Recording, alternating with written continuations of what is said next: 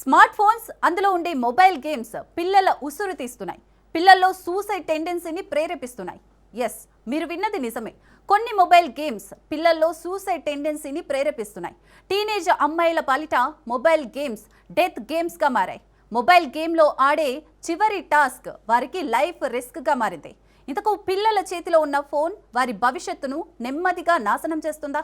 Online గేమ్స్కు బానిసలైన అక్కా చెల్లెళ్ళు ఆత్మహత్యకు పాల్పడడానికి కారణమేంటి? ఎందుకు హఠాత్తుగా ఆత్మహత్య చేసుకున్నారు? తెలియాలంటే let's watch this story.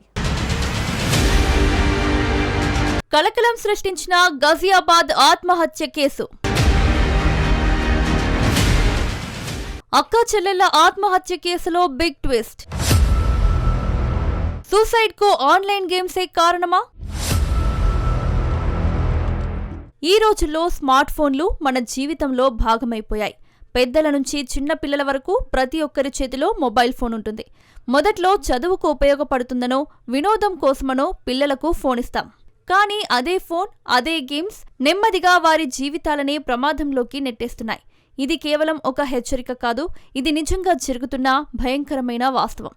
Mobile games పిల్లల్లో సూసైడ్ టెండెన్సీని పెంచుతున్నాయంటే నమ్మడం కష్టం.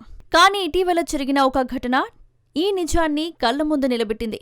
కొన్ని ఆన్లైన్ గేమ్స్ ముఖ్యంగా టీనేజ్ పిల్లల మనసులతో ఆడుకుంటూ వారిని మానసికంగా బలహీనుల్ని చేసి చివరకు ప్రాణాలు తీసుకునే స్థాయికి తీసుకెళ్తున్నాయి. ఉత్తరప్రదేశ్లోని ఘజియాబాద్లో జరిగిన ఘటన దేశవ్యాప్తంగా కలకలం రేపింది. ముగ్గురు అక్క చెల్లెళ్లు ఒక్కసారి 9వ అంతస్తు నుంచి దూకి ఆత్మహత్య చేసుకున్నారు. ఈ వార్త విన్న ప్రతి ఒక్కరికి షాక్. అంత చిన్న వయసులో ఒకే కుటుంబానికి చెందిన ముగ్గురు అమ్మాయిలు ఇంతటి తీవ్ర నిర్ణయం ఎందుకు తీసుకున్నారు అన్న ప్రశ్న అందరి మనసుల్లో మెదిలింది. పోలీసుల దర్యాప్తులో వెలుగులోకి వచ్చిన విషయాలు మరింత భయంకరంగా ఉన్నాయి. ఆ ముగ్గురు అమ్మాయిలు ఒక ఆన్లైన్ మొబైల్ గేమ్కు బానిసలయ్యారని తేలింది. ఆ గేమ్ పేరు కొరియన్ లవ్ గేమ్ అని తెలుస్తుంది. ఇది బయటకు సాధారణ చాట్ గేమ్లా కనిపించినా లోపల మాత్రం పిల్లల మనసులను పూర్తిగా నియంత్రించే విధంగా రూపొందించబడింది. ఈ కుటుంబ నేపథ్యం చూస్తే బాధ కలుగుతుంది. చేతన్ కుమార్ అనే వ్యక్తి ఈ అమ్మాయిల తండ్రి. ఫారెక్స్ వ్యాపారం చేసేవాడు. కోవిడ్ లాక్డౌన్ సమయంలో ఆయన వ్యాపారం పూర్తిగా దెబ్బతింది. దాదాపు 2 కోట్ల అప్పుల్లో కూరుకుపోయాడు. ఆర్థిక ఇబ్బందుల కారణంగా పిల్లల చదువు కూడా నిలిచిపోయింది. స్కూల్కు వెళ్లడం మానేసి పిల్లలు ఎక్కువగా ఇంట్లోనే ఉండిపోయారు. ఇంటి పరిస్థితులు బాగోలేకపోవడం, తల్లిదండ్రుల మధ్య ఒత్తిళ్లు, ఆర్థిక సమస్యలు ఇవన్నీ కలిసి పిల్లలను మానసికంగా ఒంటరివారిగా మార్చాయి. ఆ ఒంటరితనంలోనే మొబైల్ ఫోన్ వారికి ఒక ప్రపంచంగా మారింది.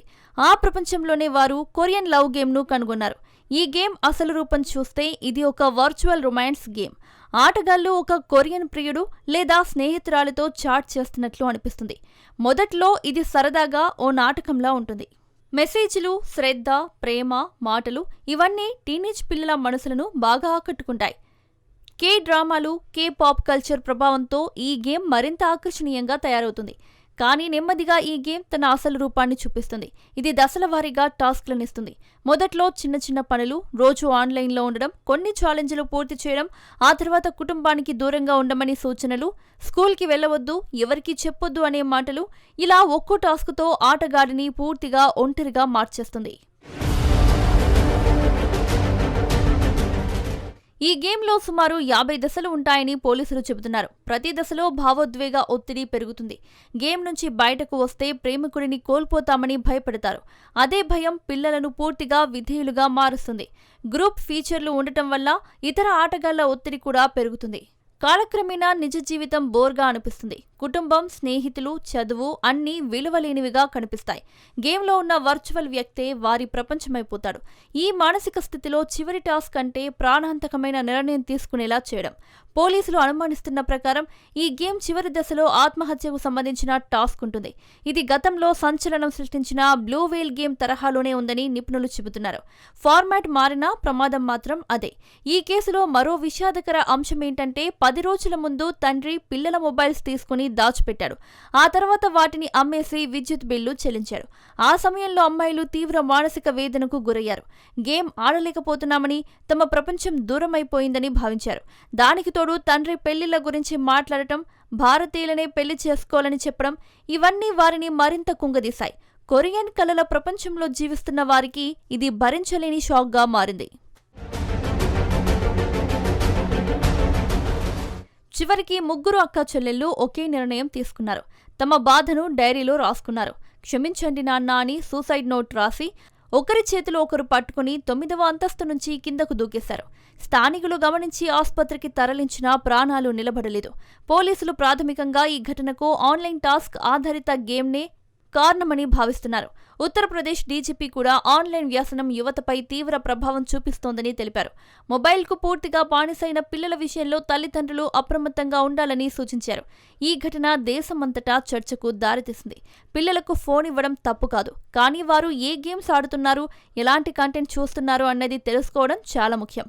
మొబైల్ ఒక సాధనం మాత్రమే, అదే వారి జీవితంగా మారితే ప్రమాదమే.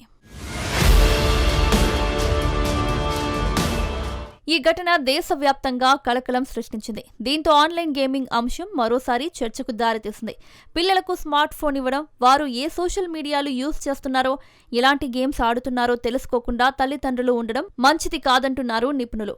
అంతేకాదు, సూసైడ్ టెండెన్సీని ప్రోత్సహించే మొబైల్ గేమ్స్కు పిల్లలను దూరంగా ఉంచే బాధ్యత తల్లిదండ్రులదేనని చెబుతున్నారు. స్మార్ట్ ఫోన్ స్మార్ట్గా వాడితే ఉపయోగం, అదే అజాగ్రత్తగా వాడితే అదే ఫోన్ ఒక నిశ్శబ్దమైన హంతకుడిగా మారిపోతుంది. So be alert towards your kids with smart killing mobile phone.